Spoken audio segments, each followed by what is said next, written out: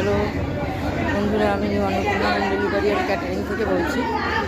আমার একটা ক্যাটারিংয়ের কাজ চলছে। রাত্রে খাওয়া দাওয়া মেন কোর্স আছে, এখন দুপুরের খাওয়া দাওয়াটা চলছে।